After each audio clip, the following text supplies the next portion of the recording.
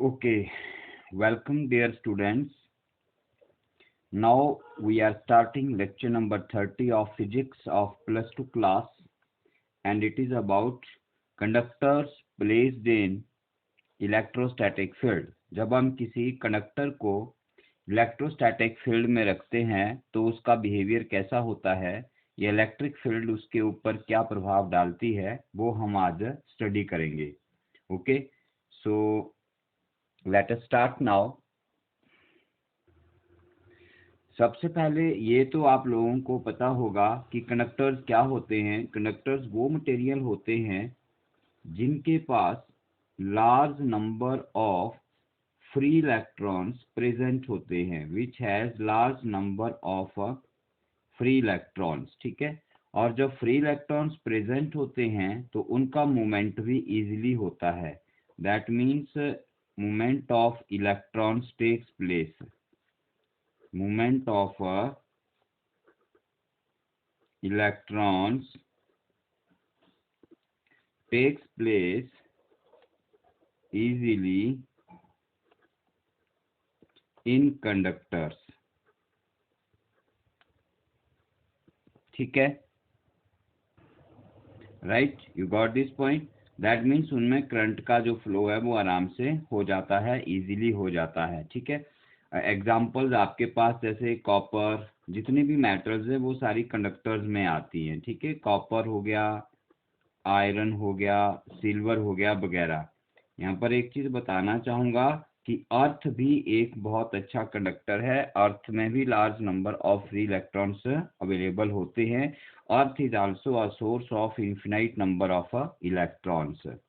दूसरी ओर इनके opposite insulators आ जाते हैं. बताने की जरूरत मुझे लगता है नहीं होनी चाहिए. They have no free electrons.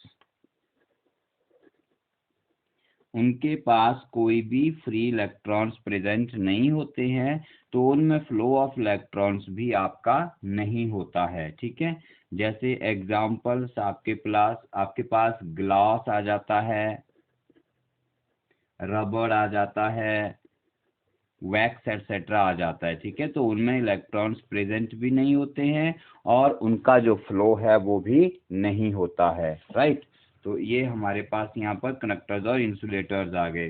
तो अभी हम स्टडी करेंगे कि कंडक्टर को जब इलेक्ट्रिक फील्ड में रखा जाता है तो उसका क्या इफेक्ट पड़ता है. So let us start here. The first point, हमारा पहला पॉइंट है point number 1. So first point आता है बच्चों, net electric field intensity inside the conductor is 0 when placed in external electric field. ठीक है, जब किसी कंडक्टर को इलेक्ट्रिक फील्ड में रखा जाता है तो उसके अंदर जो नेट इलेक्ट्रिक फील्ड है वो 0 हो जाती है. कैसे 0 हो जाती है, let us see here. Suppose that electric field create करने के लिए हम लोग क्या करते हैं, वी टेक 2 प्लेट्स. ठीक है, ये हमारे पास 2 प्लेट्स आ गई, पैरेलल प्लेट्स आ गई. एक प्लेट पर हम लोगों ने पॉजिटिव चार्ज डिस्ट्रीब्यूट कर दिया और दूसरी प्लेट के ऊपर हमने equal and opposite negative charge distribute कर दिया. ठीक है, तो इस प्लेट के अंदर क्या होगा, एक यूनिफॉर्म इलेक्ट्रिक फील्ड इस तरह से बन जाएगी. बीच में मैं अभी नहीं बना रहा हूँ. ठीक है, अब क्या होता है, मान लीजिए आपने इसके बीच में एक कंडक्टर रख दिया. वी प्लेस्ड अ कंडक्टर, किसी भी शेप का कैसा भी कंडक्टर है, हम लोगों ने एक कांस्टेंट इलेक्ट्रिक फील्ड है इसके अंदर, यूनिफॉर्म इलेक्ट्रिक फील्ड है, जिसे आप लोग ई नॉट वेक्टर कहेंगे. और you can say that this is your applied electric field. कौन सी फील्ड है बच्चों, ये है आपकी अप्लाइड इलेक्ट्रिक फील्ड है. ठीक है, अब क्या होगा, ये जो आपका कंडक्टर है, कंडक्टर में large number of free electrons present होते हैं. सब जगह यहाँ वहाँ जहाँ तहाँ क्या पड़े होंगे, इलेक्ट्रॉन्स पड़े होंगे. ठीक है, अब जो इलेक्ट्रॉन होता है उसके ऊपर -e चार्ज होता है, वो एक चार्ज पार्टिकल है. ठीक है, अब अगर यहाँ पर आपने इलेक्ट्रिक फील्ड में कंडक्टर को रख दिया है तो उसके अंदर जो इलेक्ट्रॉन्स हैं उन इलेक्ट्रॉन्स के ऊपर F vector is equal to Q into E vector फॉर्मूले के अकॉर्डिंग, ये फोर्स का फॉर्मूला है, उसके अकॉर्डिंग उन पर क्या लगेगी, फोर्स लगेगी।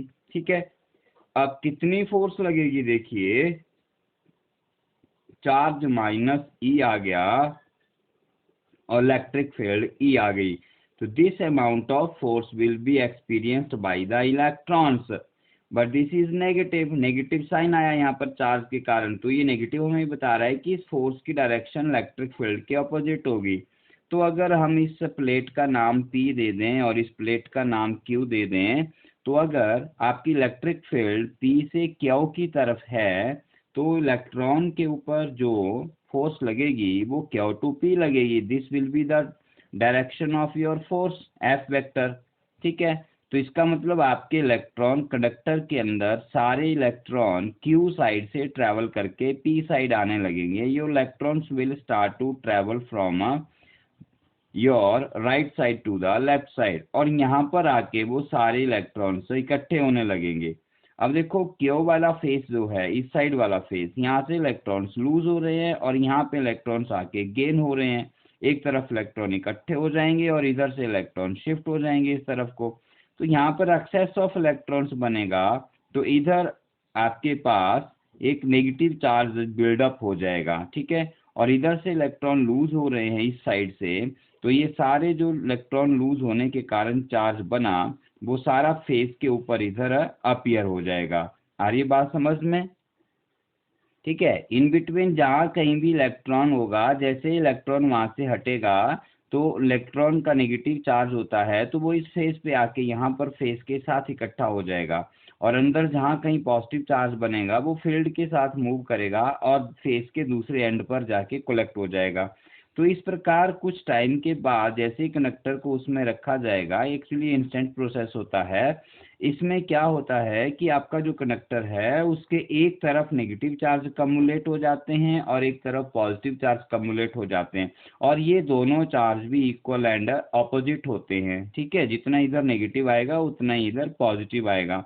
तो अब अगर आप बाहर वाले पोर्शन को थोड़ी देर भूलें तो इसके अंदर अपने आप एक इलेक्ट्रिक फील्ड सेटअप होना शुरू हो जाती है, positive charge to the negative charge, जिस इलेक्ट्रिक फील्ड को आप लोग ई वेक्टर पी का नाम देंगे, मतलब अंदर एक और नई इलेक्ट्रिक फील्ड बन जाएगी जिसे हम लोग इंड्यूस्ड इलेक्ट्रिक फील्ड का नाम देते हैं। क्या नाम देते हैं इसे? Induced electric field. ठीक है, अब इस इंड्यूस्ड इलेक्ट्रिक फील्ड की जो डायरेक्शन है वो आपकी अप्लाइड इलेक्ट्रिक फील्ड जो है उसके ऑपोजिट है, जो आपने बाहर इलेक्ट्रिक फील्ड अप्लाई कर रखी है ये उसके ऑपोजिट है। ठीक है, अब जब तक ये अंदर इंड्यूस्ड इलेक्ट्रिक फील्ड जैसे बनेगी तो ये बाहर वाली अप्लाइड के ऑपोजिट है। ठीक है, तो ये प्रोसेस कब तक चलता रहेगा चार्ज सेपरेशन का? जैसे देखिए मान ली शुरू में आपने अप्लाई इलेक्ट्रिक फील्ड की तो इंड्यूस्ड बिल्कुल जीरो है, आ रही बात समझ में? अब जैसे इंड्यूस्ड जीरो है तो इलेक्ट्रॉन्स का यहाँ पर क्या हुआ, कलेक्शन हो गया, एक तरफ मूवमेंट हुआ, इधर इलेक्ट्रॉन्स आ गए, इधर उनका पॉजिटिव चार्ज रह गया। ठीक है, अब अंदर एक ऑपोजिट फील्ड बन गई, जैसे ही ऑपोजिट फील्ड बनी तो वो अप्लाइड को थोड़ा कम करेगी, लेकिन फिर भी अप्लाइड का कुछ इफेक्ट रहेगा तो और इलेक्ट्रॉन इधर आ जाएंगे, तो इंड्यूस्ड और ज़्यादा बढ़ जाएगी। ठीक है, तो इंड्यूस्ड धीरे धीरे बढ़ती जाएगी, कब तक बढ़ती जाएगी? जब तक कि कंडक्टर के अंदर अप्लाइड का इफेक्ट जीरो नहीं हो जाता। जब तक इलेक्ट्रिक फील्ड अप्लाइड अंदर ज़्यादा रहेगी तब तक इलेक्ट्रॉन का मूवमेंट होता रहेगा। आ रही बात समझ में? तो एक ऐसा टाइम आता है जब आपकी इंड्यूस्ड इलेक्ट्रिक फील्ड जो है वो अप्लाइड फील्ड के इक्वल एंड ऑपोजिट हो जाती है। आ रही बात समझ में? इंड्यूस्ड इलेक्ट्रिक फील्ड जो है EP, electric field due to polarization भी कहते हैं, इसलिए हमने सिंपल पी यूज किया, हम बाद में पढ़ेंगे इसके बारे में।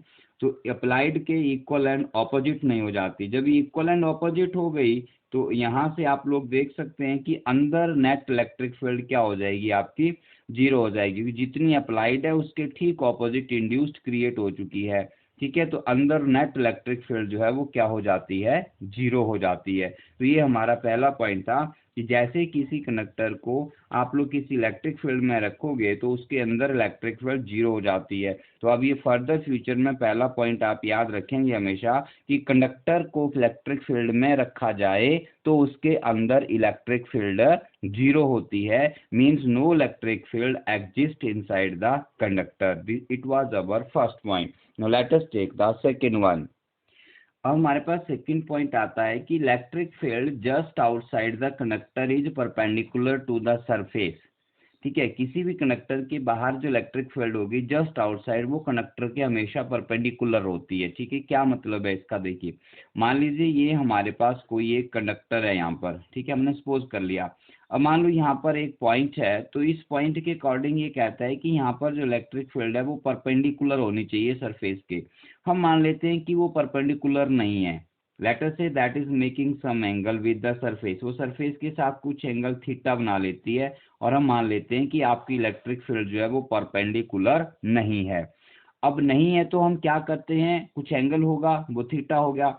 अब हम अपने इलेक्ट्रिक फील्ड को रेक्टेंगुलर कंपोनेंट्स में डिवाइड कर देते हैं। ठीक है, एक एक कंपोनेंट हमने सरफेस के अलोंग ले लिया जिसे आप लोग थीटा के साथ है तो ये कॉस कंपोनेंट हो जाएगा, और ये थीटा के ऑपोजिट 90 डिग्री पे है तो ये दूसरा आपका कंपोनेंट ई साइन थीटा हो जाएगा। तो अब हमने अपने इलेक्ट्रिक फील्ड के दो कंपोनेंट बना लिए, एक कंपोनेंट ई कॉस थीटा बना लिया और एक कंपोनेंट आपने ई साइन थीटा बना लिया। ठीक है, जो ई साइन थीटा कंपोनेंट है वो आपका परपेंडिकुलर टू सरफेस हो गया। ठीक है, और जो ई कॉस थीटा है that is tangent to the surface हो गया, टेंजेंट टू द सरफेस हो गया। ठीक है, अब देखो बच्चों, अभी हमने देखा कि जब किसी कंडक्टर को हम इलेक्ट्रिक फील्ड में रखते हैं तो उसके ऊपर चार्ज क्रिएट हो जाते हैं। ठीक है, उन्हें बॉन्डेड चार्ज कहते हैं, स्टैटिक चार्जेस कहते हैं कि या तो एक तरफ पॉजिटिव होंगे एक तरफ नेगेटिव होंगे, सरफेस के ऊपर चार्ज आ जाते हैं। मान लीजिए यहाँ पर कोई चार्ज है, लेट अस से here is a positive charge on the surface, जहाँ पर हम लोग ये पॉइंट कंसीडर कर रहे हैं। तो अब अगर इस सरफेस के ऊपर यहाँ पॉजिटिव चार्ज है, this charge is on the surface, तो ये जो सरफेस का इलेक्ट्रिक फील्ड का टेंजेंट कंपोनेंट है ये इस चार्ज के ऊपर फोर्स लगाएगा, क्योंकि जैसे ही चार्ज किसी फील्ड में रखा जाता है तो उसके ऊपर फोर्स लगती है। अब फोर्स लगेगी तो ये चार्ज मूव करना चाहिए, मूव करना चाहिए तो there should be a movement of charge, और मूवमेंट ऑफ चार्ज जो होती है आप लोगों की, मूवमेंट ऑफ चार्ज जो होती है वो करंट को जनरेट करती है। लोअर क्लासेस में पढ़ा है आप लोगों ने। तो यहाँ पर हम because charge are on the surface so they will move on the surface due to this tangential component, so they will make a surface current, हम इसे नाम देते हैं सरफेस करंट इसके ऊपर होना चाहिए। लेकिन जब इलेक्ट्रोस्टैटिक्स में इसे डीपली ऑब्जर्व किया जाता है तो इस तरह के कोई भी सरफेस करंट हमें इलेक्ट्रोस्टैटिक्स में नहीं मिलते हैं। इसका मतलब कि चार्ज का मूवमेंट नहीं हो रहा है। अब चार्ज का मूवमेंट नहीं हो रहा है तो इसका मतलब उसके ऊपर कोई फोर्स भी नहीं लग रही है। अब टेंजेंशियली कोई फोर्स नहीं लग रही है तो आपका ई कॉस थीटा कंपोनेंट यहाँ पर 0 होना चाहिए। That mean this component does not exist. अगर ये एग्जिस्ट करता तो चार्ज पर फोर्स लगती, चार्ज पर फोर्स लगती तो चार्ज मूव करते, चार्ज मूव करते तो करंट एग्जिस्ट करता। लेकिन इलेक्ट्रोस्टैटिक्स में इस तरह के करंट जो हैं वो नहीं मिलते हैं, हमें एग्जिस्ट नहीं करते हैं। इसका मतलब कि ये कंपोनेंट आपका 0 है। अब ई कॉस थीटा 0 होने का मतलब हो गया कि इलेक्ट्रिक फील्ड तो 0 है नहीं। ठीक है, क्योंकि ये तो एग्जिस्ट कर रही है, इसके बाहर हमने रखा है इसको, तो इसका मतलब ये हो गया कि आपका कॉस थीटा 0 होना चाहिए। लेकिन कॉस थीटा 0 कब होता है, जब थीटा आपका 90 डिग्री होता है। इसका मतलब ये जो यहाँ पर एंगल थीटा बन रहा है आपका इलेक्ट्रिक फील्ड और सरफेस के बीच में, ये एंगल 90 होना चाहिए। दैट मीन्स आपकी जो इलेक्ट्रिक फील्ड है वो आपकी सरफेस के परपेंडिकुलर होनी चाहिए। ठीक है, ये हमारा सेकंड पॉइंट आ गया। Now let us talk about the third point. Third point कहता है कि charge resides only on the surface. जब किसी कंडक्टर को इलेक्ट्रिक फील्ड में रखते हैं तो उसके सरफेस पर जो चार्ज क्रिएट होते हैं वो सारे उसके सरफेस पे लाई करते हैं। ठीक है, हम प्रूव करते हैं इसको। कैसे प्रूव करेंगे, देखिए मान लीजिए ये हमारे पास कोई एक कंडक्टर है, उसे हमने सर इलेक्ट्रिक फील्ड में रख दिया। तो हमने पहले पॉइंट में पढ़ा कि इसके अंदर जो नेट इलेक्ट्रिक फील्ड है वो जीरो होती है। ठीक है, अब नेट इलेक्ट्रिक फील्ड क्यों जीरो हुई, क्योंकि इसके ऊपर चार्ज क्रिएट हुए। अब हमें बताना है कि वो चार्ज इसके सरफेस पर रिजाइड करते हैं, इसके अंदर नहीं होते हैं। तो हम कैसे करेंगे, गॉस थ्योरम का यूज करेंगे। हम लोग सरफेस के जस्ट इनसाइड एक अपना गॉसियन सरफेस बना लेते हैं।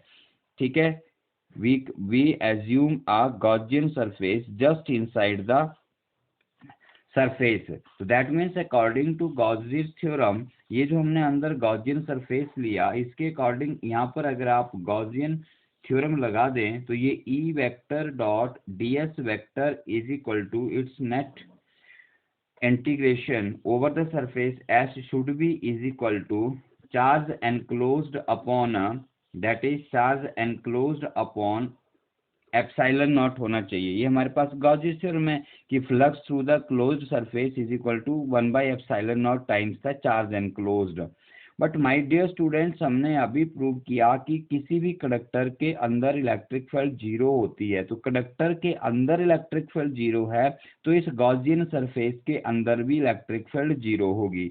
इसका मतलब आपकी इस इक्वेशन की ये जो लेफ्ट हैंड साइड है, यहाँ पर E अगर सरफेस के अंदर जीरो है तो ये साइड आपकी जीरो हो जाएगी, zero into something zero. That means you are getting zero is equal to charge enclosed upon epsilon naught. तो ये इक्वेशन डायरेक्टली आपको यहाँ से प्रूव कर देती है कि Q enclosed is equal to zero, means Gaussian surface के अंदर कोई भी चार्ज एनक्लोज नहीं है। अब चार्ज तो यहाँ पर एग्जिस्ट करता है, तभी तो अंदर इलेक्ट्रिक फील्ड जीरो भी हुई थी।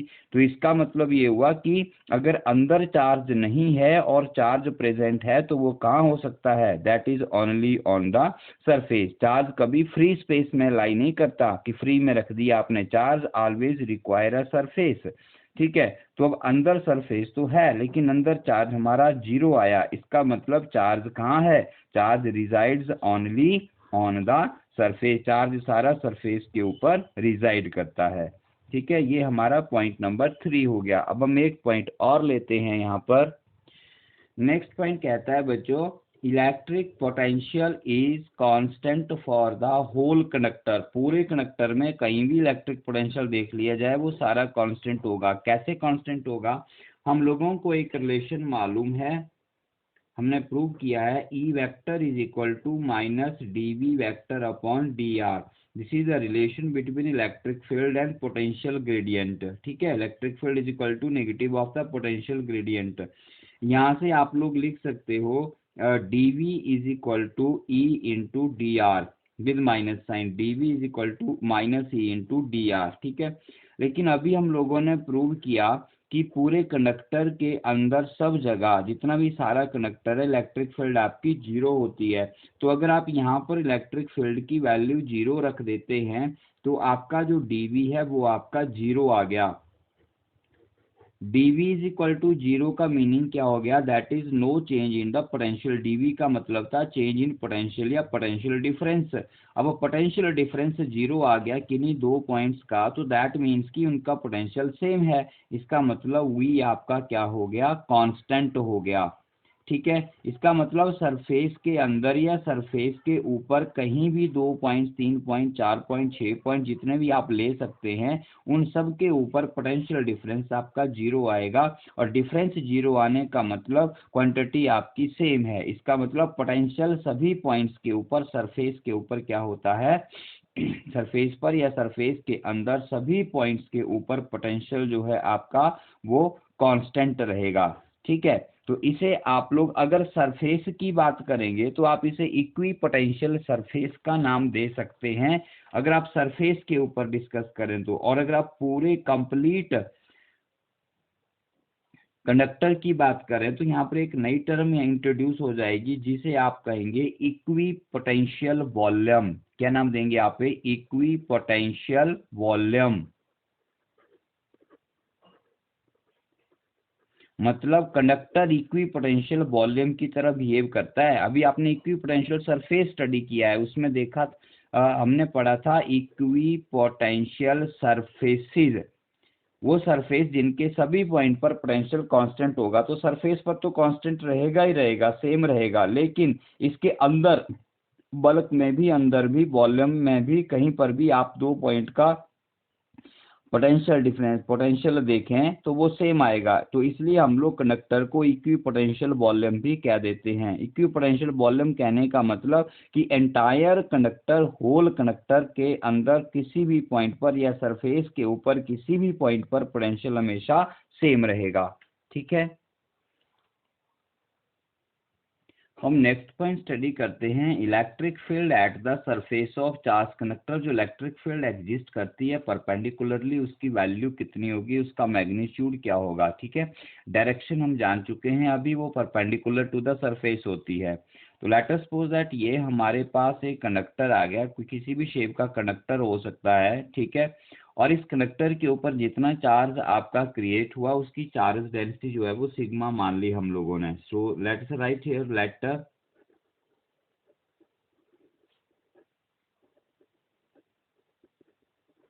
Charge density, surface charge density होगी ये रादर, surface charge density is equal to sigma. इसकी सरफेस चार्ज डेंसिटी कितनी हो गई, सिग्मा हो गई। अब मान लीजिए यहाँ पर हम लोग क्या करते हैं, लेट अस सपोज दैट यहाँ पर हम लोग एक अपना गॉसियन सरफेस ड्रॉ कर लेते हैं, वेरी स्मॉल गॉसियन सरफेस, अंदर भी और बाहर भी, सिलिंड्रिकल गॉसियन सरफेस। ठीक है, जिसके ये जो आपके एन कैप्स हैं, इनका एरिया हम लोग एस मान लेते हैं। ठीक है, इसका एरिया कितना सपोज कर लिया हम लोगों ने, एस सपोज कर लिया। तो अब इलेक्ट्रिक फील्ड जो है, तो अगर ये गॉसियन सरफेस आपने सपोज कर लिया, तो हम लोग ये मान लेते हैं कि इस गॉसियन सरफेस के अंदर चार्ज जो है वो क्यों एनक्लोज हो गया। ठीक है, तो अकॉर्डिंग टू गॉसियन थ्योरम क्या हो जाएगा यहाँ पे, close surface integral of electric field E vector dot d s vector is equal to charge enclosed upon epsilon naught हो जाएगा। ठीक है, लेकिन अंदर चार्ज कितना एनक्लोज होगा, जितना ये आपका गॉसियन सरफेस के अंदर क्या आएगा, एरिया आएगा। अब गॉसियन सरफेस में कितना एरिया आया, जितना आपके गॉसियन सरफेस के सिलेंडर जो पार्ट है उसके जो एंड कैप्स का एरिया है, एंड कैप्स का एरिया हम लोगों ने एस सपोज कर लिया। सो आप यहाँ लिख सकते हैं charge enclose is equal to sigma into s. ठीक है, इसका एरिया कितना है, मैंने एस सपोज किया हुआ है, तो इसका जो चार्ज एनक्लोज है वो कितना हो गया बच्चों, वो हो गया सिग्मा इंटू एस। हम पहले बहुत बार कर चुके हैं, आई होप कि ये डायरेक्टली समझ आ रहा होगा। अगर समझ नहीं आ रहा है आपको, तो आप लोग गॉसियन थ्योरम्स की जो एप्लीकेशंस हैं उनको जरूर देखें, वहां से ये बिल्कुल क्लियर हो जाएगा आप लोगों को। ठीक है, तो आपका ये जो यहाँ पर गॉसियस थ्योरम जो आपने लगाई है, इसका एक्सप्रेशन बन जाएगा sigma s upon epsilon not. ठीक है, अब हम इसको ओपन करते हैं, तो ओपन करेंगे तो ई और डी एस के बीच में हमारे पास क्या आएंगे, E vector magnitude into d s vector into cos of theta आएगा। तो कॉस ऑफ थीटा की जब हम बात करें तो ये गॉसियन सरफेस है, अगर यहाँ पर स्मॉल डी एस वेक्टर आप सपोज कर लें तो उसकी डायरेक्शन अपवर्ड हो जाएगी, लोअर एंड पे कंसीडर कर लें तो उसकी डायरेक्शन डाउनवर्ड हो जाएगी, कर्व सरफेस पे कंसीडर कर लें तो उसकी डायरेक्शन जो है वो ऐसे किसी भी तरफ आ जाएगी। ठीक है, अब हम इलेक्ट्रिक फील्ड हम लोग फाइंड आउट कर चुके हैं, हम लोगों को मालूम है यहाँ पर, एक मिनट वेट कीजिए, मैं रेड पेन से ड्रॉ करता हूँ। जो इलेक्ट्रिक फील्ड है वो हमेशा आप लोगों की सरफेस के परपेंडिकुलर होती है। ठीक है, और दूसरी बात हमें ये भी मालूम है कि अंदर इलेक्ट्रिक फील्ड जीरो होती है। ठीक है, तो इलेक्ट्रिक फील्ड सरफेस के हमेशा परपेंडिकुलर होती है, तो इस तरह से इलेक्ट्रिक फील्ड हमेशा अपवर्ड रहेगी इस गॉसियन सरफेस में। तो यहाँ से आप ध्यान से देखें तो अपर फेस जो है इसका, इस पर आपकी इलेक्ट्रिक फील्ड और डीएस के बीच में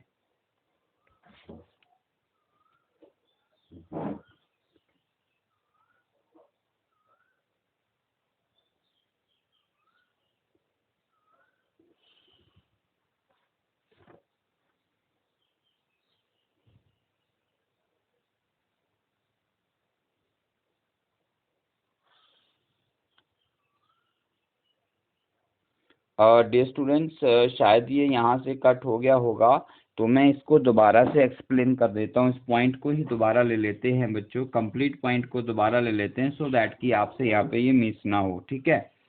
सो पॉइंट नंबर 5,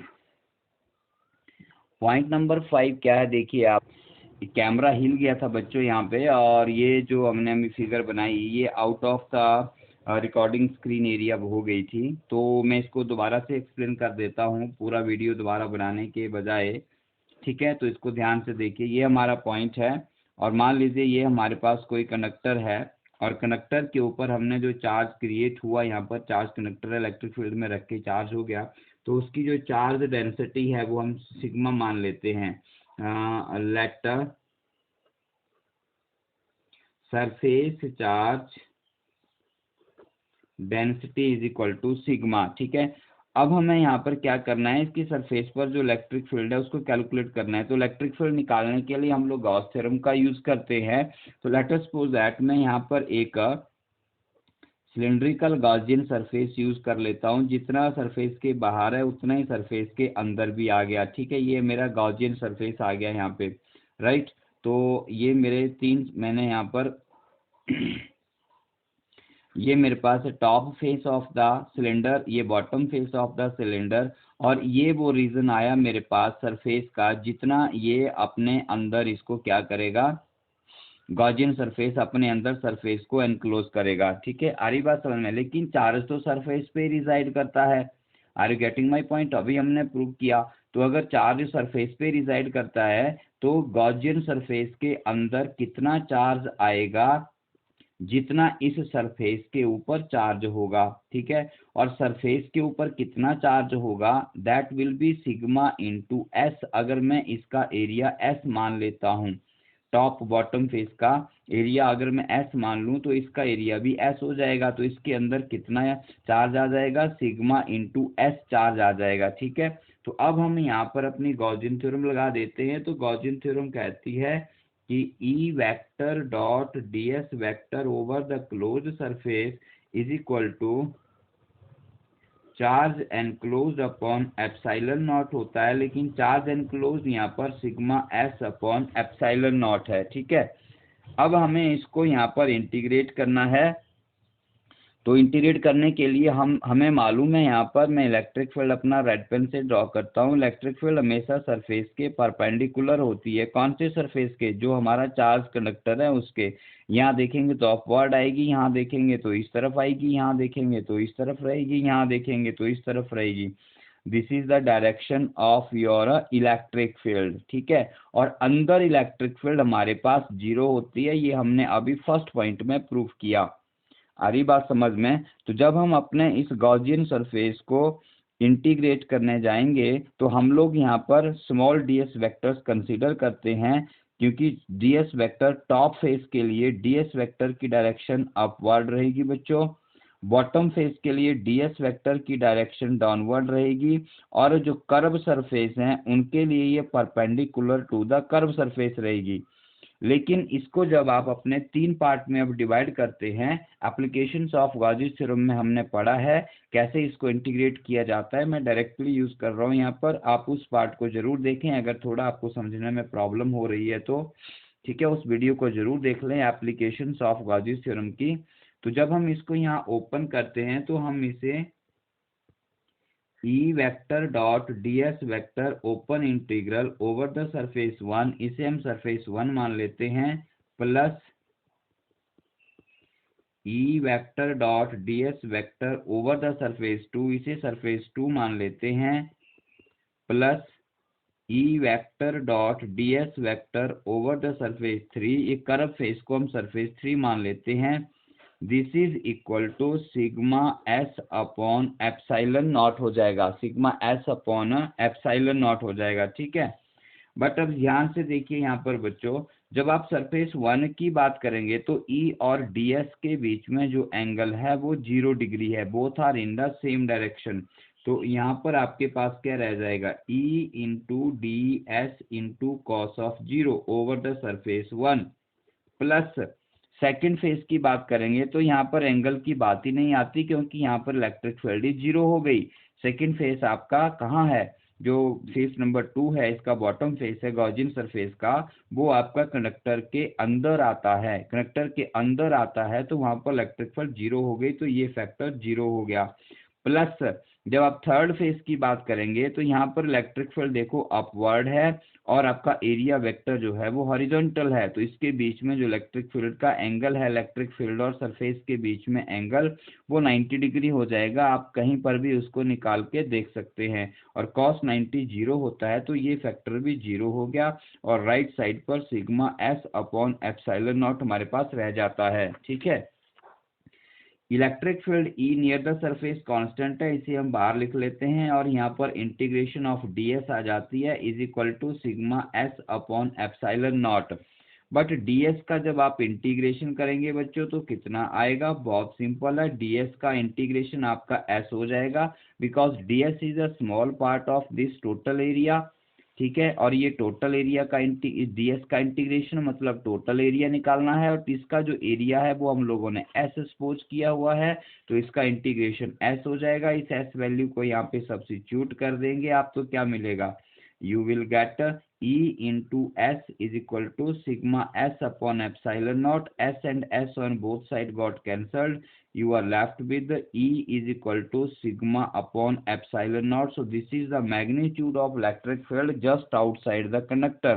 कंडक्टर के बाहर इलेक्ट्रिक फील्ड जो है वो सिग्मा बाई एप्सिलॉन नॉट होती है। सिग्मा जो है वो चार्ज डेंसिटी है कंडक्टर की। ठीक है, अब कंडक्टर में चार्ज ज़्यादा क्रिएट होगा, ज़्यादा होगा तो इलेक्ट्रिक फील्ड भी ज़्यादा होगी। साथ में ये एप्सिलॉन नॉट पे भी डिपेंड करती है, मीन्स मीडियम पे भी डिपेंड करेगी।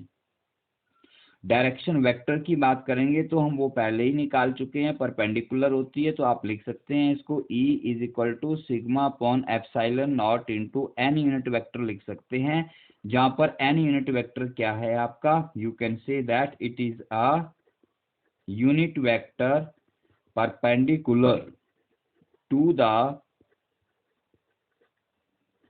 Surface at the point. अगर यहाँ की बात करेंगे तो यहाँ पर इलेक्ट्रिक फील्ड की डायरेक्शन ये हो जाएगी, और मैग्नीट्यूड सब जगह कितना रहेगा, सिग्मा अपॉन एप्सिलॉन नॉट रहेगा।